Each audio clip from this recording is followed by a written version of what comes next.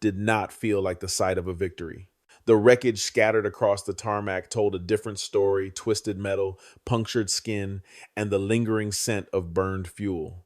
At its center stood a machine that should not have survived the journey, a captured P-47 Thunderbolt, bulky, scarred, and impossibly intact. To the German pilots who first saw it, the aircraft was almost laughable. Too large, too heavy. A grotesque contradiction to everything they believed a fighter should be. In the ongoing World War II air war, speed and elegance had long defined superiority. This machine had neither, or so it seemed. But for one man, the sight triggered something else entirely. Oberleutnant Schulz was not there to judge appearances. He was an engineer, a man trained to see beyond shape and into structure, beyond noise and into numbers. As he approached the silent aircraft, he wasn't looking at a trophy. He was looking at evidence. And what he was about to uncover would challenge not just assumptions about the Luftwaffe versus U.S. Air Force, but the very foundation of how wars were won. Because hidden beneath the battered surface of that P-47 Thunderbolt was something far more dangerous than firepower. It was proof, quiet, mathematical, undeniable, that American industrial power had already begun to reshape the outcome of the war. The question was no longer whether Germany could defeat this machine in combat. The question was far more unsettling. Had they already lost a war they didn't even realize they were fighting? The aircraft sat heavy on the tarmac, its massive frame casting a shadow that seemed almost out of place among the leaner silhouettes of German fighters. For many in the Luftwaffe, the captured P-47 Thunderbolt was little more than a curiosity, an overbuilt machine that defied the principles of elegant design. But for Oberleutnant Schulz, this was the beginning of a deeper investigation.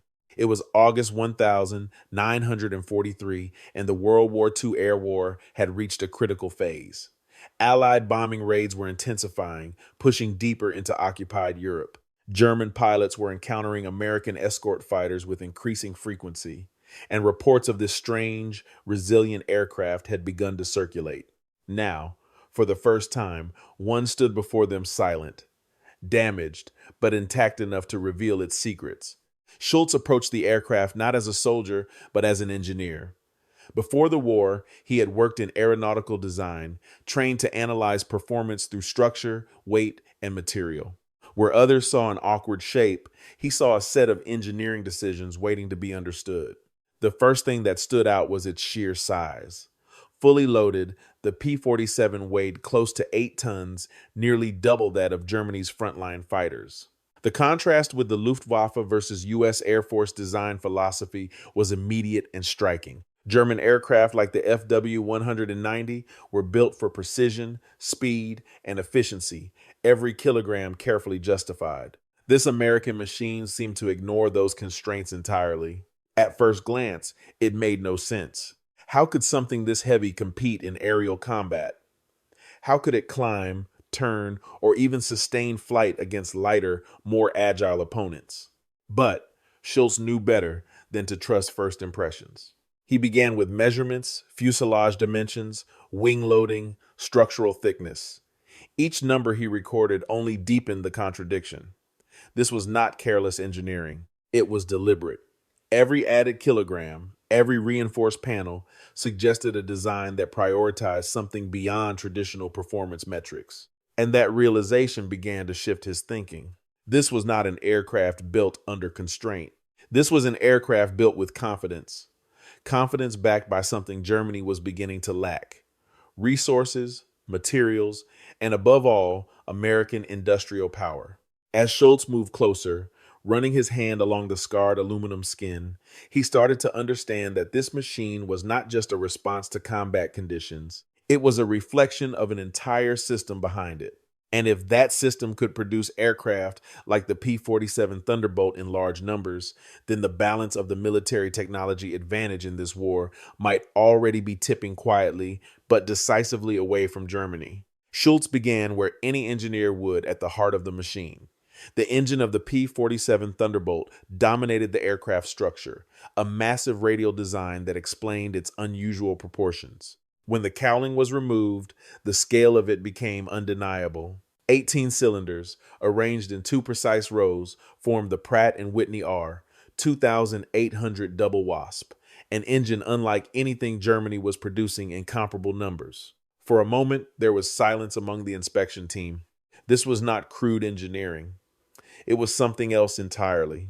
Schulz moved closer, examining the machining, the alignment of components, the uniformity of the metalwork. Every surface spoke of precision. Every joint suggested consistency. In the World War II air war, such details were not luxuries, they were the difference between theoretical performance and operational reliability. He began his calculations. Based on displacement and configuration, the engine was producing over 2,000 horsepower. German radial engines, even at their limits, struggled to reach 1,700. The gap was not incremental, it was structural. It represented a widening divide in military technology advantage that could not be ignored. But raw power was only part of the equation. What truly unsettled Schulz was what he did not find. There were no signs of compromise, no inferior materials, no evidence of shortcuts in manufacturing.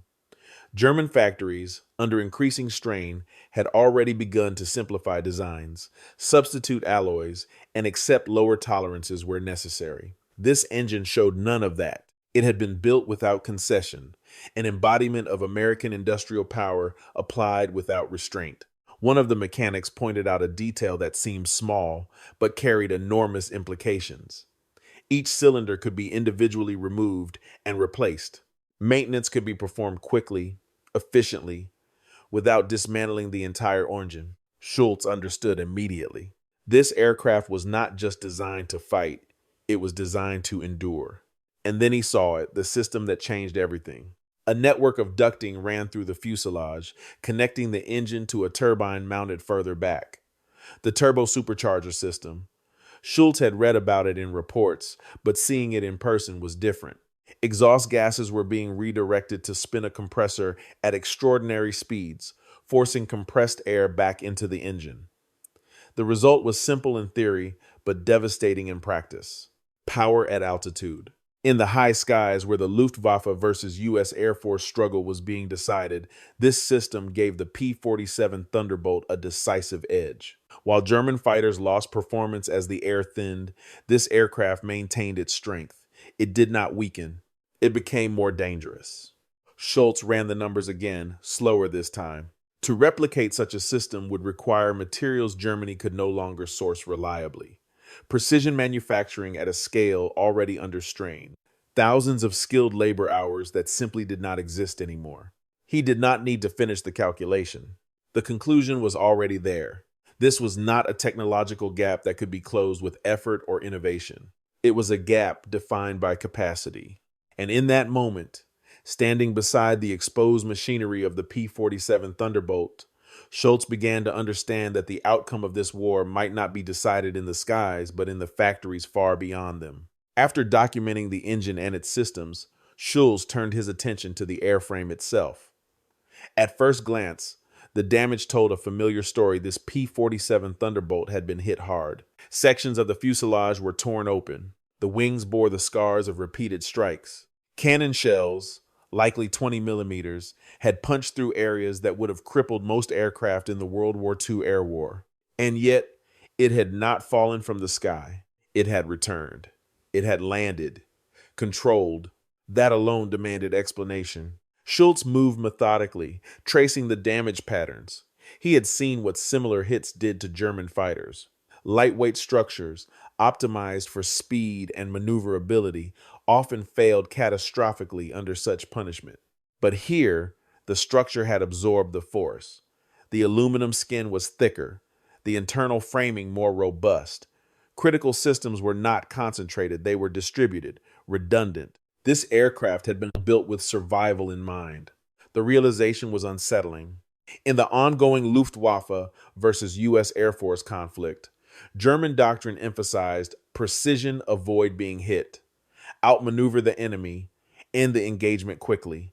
The P-47 Thunderbolt represented the opposite philosophy. It accepted that it would be hit and ensured that it could survive when it was. Schulz paused at the cockpit. Armor plating surrounded the pilot from multiple angles. The windscreen was thick, reinforced. This was not minimal protection, it was comprehensive. The pilot inside this machine was not exposed, he was shielded. And then there was the engine. The radial design of the R2800, which had already impressed Schulz with its power, revealed another advantage.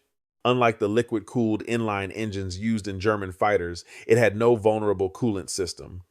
A single hit to a coolant line in a German aircraft could mean immediate engine failure. Here, cylinders could be damaged, even destroyed, and the engine could continue running. It was not elegant, but it was effective. One of the engineers assisting Schulz made an observation that seemed logical on the surface. The aircraft, he suggested, was over-engineered. Too much weight had been added for protection weight that could have been used for performance. Schulz did not disagree, but his response came after a pause. Yes, he said quietly, but they can afford it. That was the difference. Germany could not. The deeper Schulz looked, the clearer the pattern became. This was not just a different aircraft. It was the product of a different system, one that did not need to choose between protection and performance, one that could apply American industrial power to solve engineering problems not by compromise, but by scale. He continued his inspection, moving to the wings. There, the next revelation waited. 8 heavy machine guns, mounted with precision, 4 in each wing, each one capable of sustained fire, fed by ammunition reserves far exceeding what German fighters typically carried. Schulz calculated quickly thousands of rounds, delivered at a rate that would saturate any target caught in its path. In terms of military technology advantage, this was not refinement. It was overwhelming force. A brief firing pass from a P-47 Thunderbolt could unleash a volume of fire that German aircraft were neither designed nor armored to withstand. Precision became less critical when the sky itself could be filled with projectiles. Schulz wrote his notes carefully. Avoid head-on engagements. Minimize exposure, because against this kind of firepower, survival would depend less on skill and more on avoiding the fight entirely. By the time he stepped back from the aircraft, the pattern was undeniable. Power, durability, firepower. Each element reinforced the same conclusion. This was not an aircraft designed to win individual engagements. It was designed to dominate a system of warfare. And for the first time, Schulz began to see the full implications, not just for this machine, but for the war itself. By the time Schulz compiled his findings, the aircraft in front of him had become more than just a subject of technical analysis. The P-47 Thunderbolt was no longer a machine to be understood. It was a warning to be interpreted. He requested production data. What he found was far more disturbing than any engineering detail.